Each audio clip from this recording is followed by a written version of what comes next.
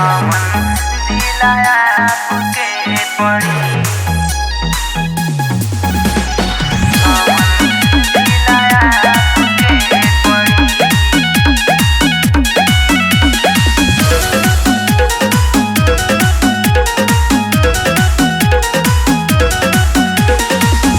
लागेलू ये कदम हीरोइन जैसन, पहिले खूबसूरती ना देखे ऐसन।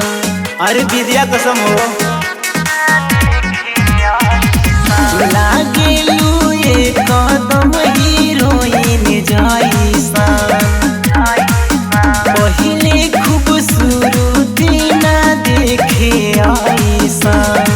पढ़े आइल बारू कि पढ़े आइल बारू त हमारे सहारा हो त कवन जिला आपके पड़ी। तुम त ढातारू दिला वे पकहर हो त कवन जिला आपके पड़ी।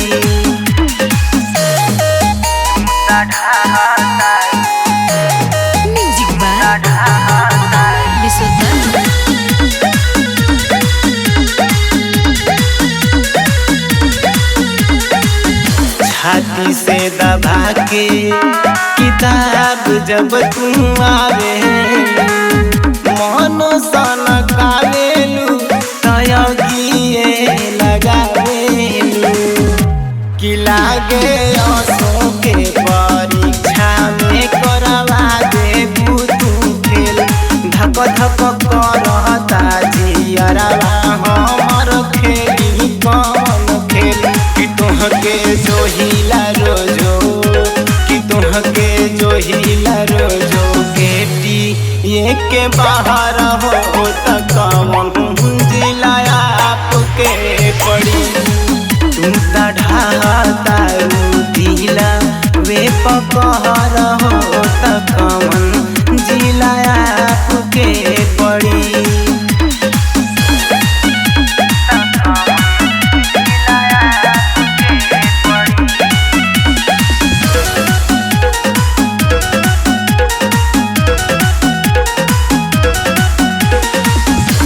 एकदम गुलाबे के तू खुशबू ले खाबहे, सौसिए के साथे आके दिलवे में रहे।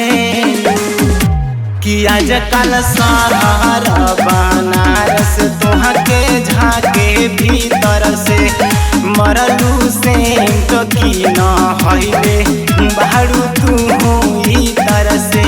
कि जेने जालू तूने जेने जेने तू जालू गमा कहता डहर हो त कवन जिला आपके पड़ी।